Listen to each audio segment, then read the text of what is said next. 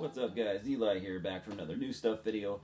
All DVDs, well, DVD and Blu-ray, and a couple toys. I know there aren't too many of you guys that collect, but I don't know. I want to show them anyway because I fucking love toys.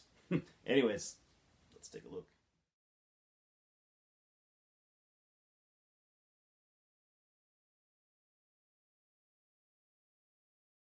All right, we're going to start off with the Blu-rays. There's only two of them, so it should be quick.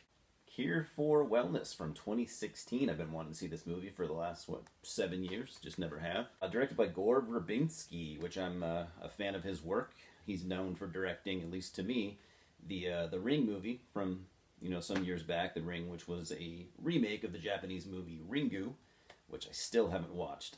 I own the goddamn thing, but I love The Ring. It's one of my favorite modern horror movies. He also directed the Pirates of the Caribbean movies. I never saw those. No interest. And he actually started by directing punk and metal music videos in the late 80s, early 90s. So interesting career trajectory, but I've heard really good things about this Cure for Wellness. What do you guys think?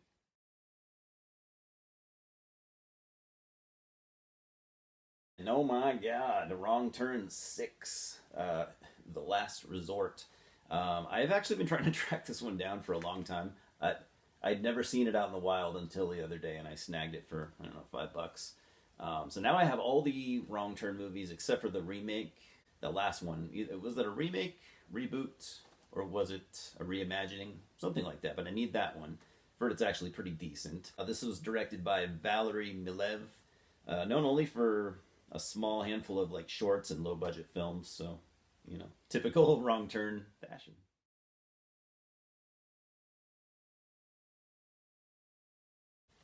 Now we're going to get into some classics and some Asian films, even some classic Asian films. So, starting off with the Carrie 3 film collection. Yes, I already have the first Carrie. You might have caught on to that because I bought it, well, actually it was a couple years ago. I really love Carrie, but I had never seen the other two. So Carrie, I mean, do I really need to go into it? Carrie came out in 1976, written by Stephen King, directed by the mighty Brian De Palma, legendary director. Starring Sissy Spacek and Piper Laurie, and it's just, for what it is, it's pretty much a perfect horror movie. It's amazing. That end scene is one of the most iconic scenes in movie history to me. I mean, the build up to it and then the release, it's just like it's like nothing else, man. Then you got on here Carrie 2, The Rage. I've really never heard anyone talk about this movie. It came out in 99, so almost, 23 years later. Directed by Kat Shee, known for pretty much low-budget films and some horror stuff. Nothing that I was familiar with. And last but not least, because I really this is almost the reason why I bought this, but the Carrie remake from 2002. It says 2002 right here, but I think that's wrong. I thought the Carrie remake was from 2013. So, okay. I don't know what this is. I thought it was the one with Chloe Grace Moretz, which I want to see that actually, and I have never. But apparently they did a Carrie movie in 2002. I guess I'm assuming it's a remake, but I don't know. Yeah, I'm pretty sure it is. Sorry guys, directed by David Carson. I don't know anything about it, so whatever.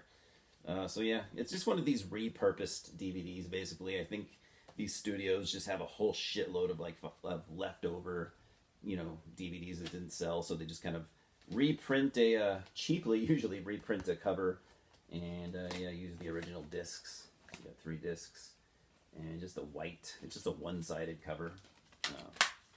$7.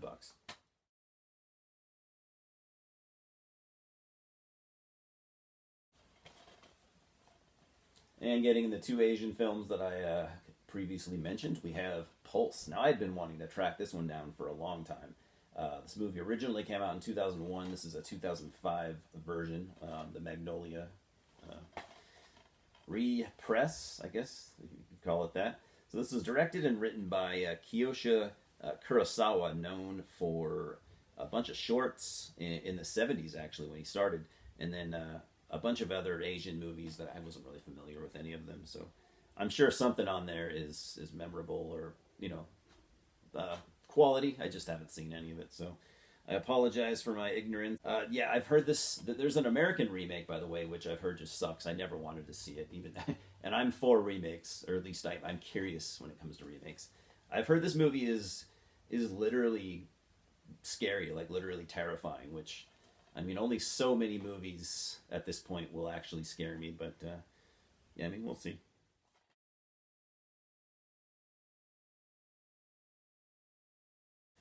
Then we have Tommy Rebirth. Tommy Rebirth came out in 2001. It is the fourth film in the Tommy series. It was based on a comic book, so I'm assuming. Is it fair to assume that it's manga, not an actual comic? I don't know. Are all comics in Japan manga, or do they have both? I don't know. It's based on one or the other. I've heard pretty good things. Directed by Takashi Shimizu, known also for the Ju-on movies, which is the original version, the Japanese version of The Grudge. So he directed the first two Ju-on movies, and he also directed the first two Grudge movies. I always think it's funny when a director remakes his own movie. I remember seeing The Grudge when it came out. Early 2000s, I still wasn't super into horror yet, so I remember them not doing anything for me at all. I don't know. Maybe I'll rewatch them, but I'm sure the Ju-on movies are much better, which I also own a couple of them and still haven't gotten around to watching them. I will soon. Soon I will.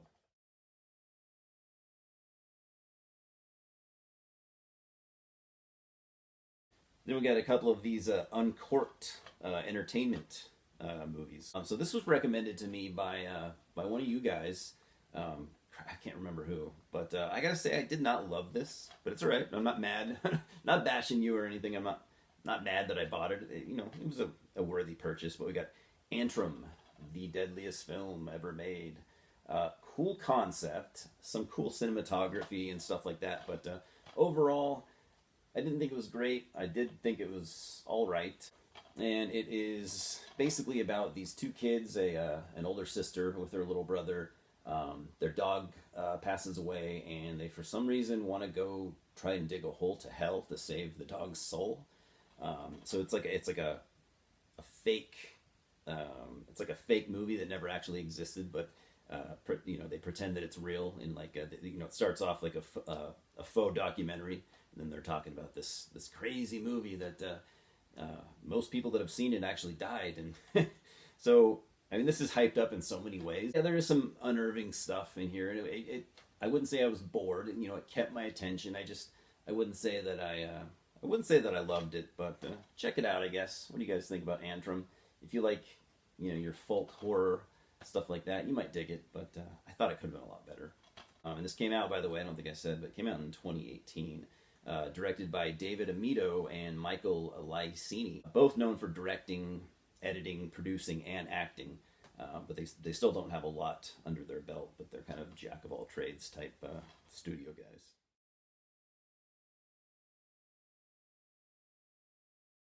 And the other uncorked entertainment movie I have, we're going to kind of segue into creature features, by the way.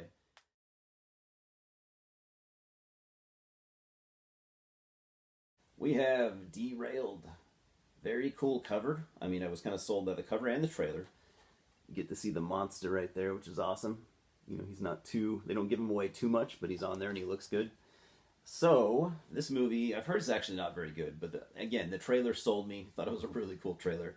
Came out in 2018, directed and co-written by Dale Fabregar. So, has anyone seen Derailed? And are you familiar with any of these uncorked entertainment titles?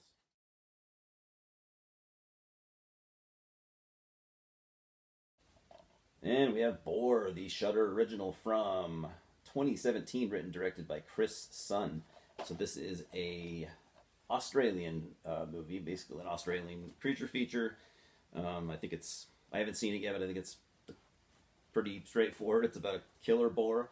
The boar is done all in CGI, and I heard it doesn't always look the greatest, but of course, Chris Sun was working on a budget, or working with a budget, and I've heard it's a fun movie for what it is. I've heard it's got a lot of gory kills, and if you're in it for the gore, you'll probably like it, but we'll see.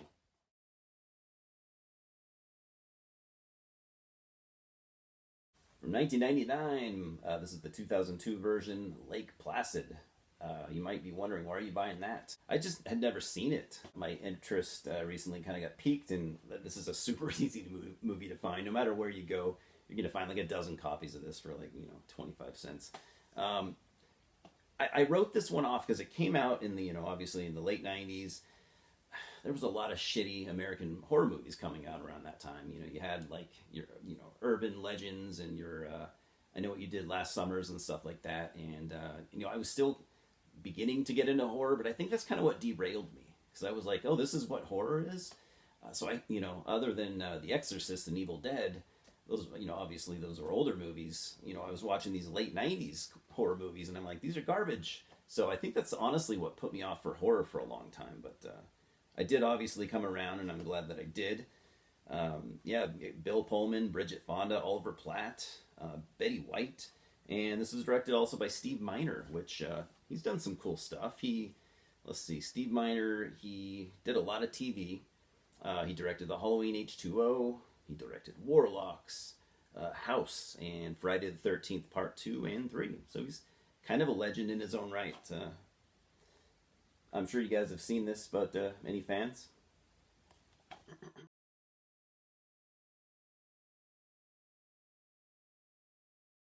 And the last of the movies today, we got the Tremors Attack Pack. So this came out in, this came out in 2007. It's got the first four Tremors movies, which I've heard are by far the best. I've heard the other ones are decent too, but so I love Tremors. I grew up with this movie. It was one of my childhood favorites. Nothing special on the inside here, just some, silver discs.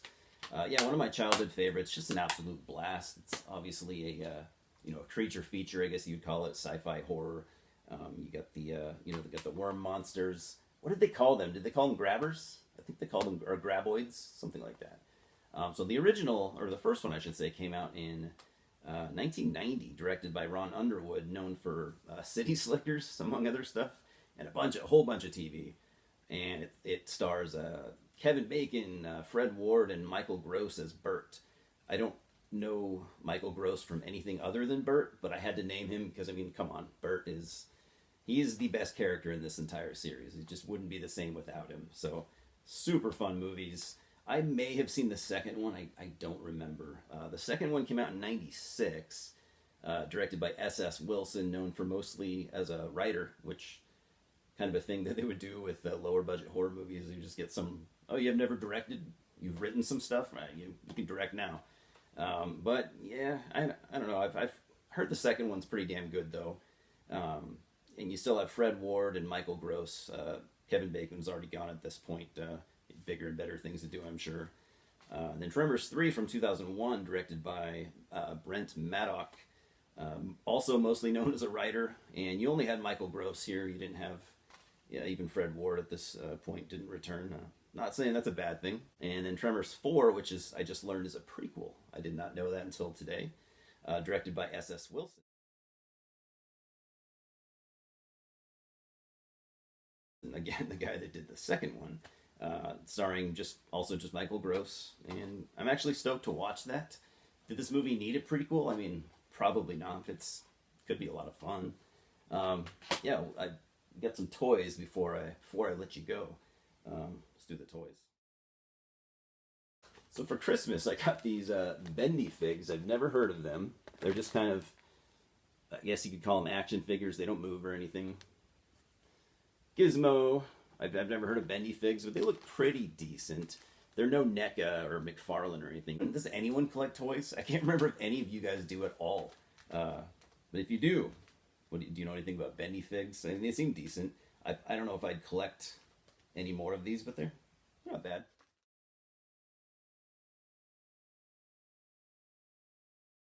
And another Mego monster, we have Victor Crowley from Hatchet. Pretty cool, right? I'm a big fan of the Hatchet series, especially the first one. I love Victor Crowley as a character, one of my favorite slasher villains from recent decades, really. Check him out if you haven't. If you haven't seen any of these movies, start with the first one. I think you'll like it. The only thing that kind of bummed me out about this is that the head was just a reskin. I'm going to use the term reskin for you video game nerds. I don't know what else to call it, but his head, so I have the Toxic Avenger figure from the same series. And so they just reused Toxie's head. They just painted it different colors. But it does kind of work, so I'm not too bummed. I mean, toy companies have done that. Like the He-Man toys. They did that all the time. Most of the He-Man toys were like the same legs, often the same torso, just painted different. But I'm not disappointed. I just think I don't know, maybe it still looks good, but I feel like maybe they shouldn't have done that. Any Hatchet fans out there? Gotta love Victor Crowley, man. Especially, I mean, he was played by Kane Hodder, of Jason Voorhees, fan favorite. I don't know if Kane was in I don't know if he was in all the Hatchet movies, but he was definitely in the first one. So it's worth watching for that, and the fact that it's just really fun.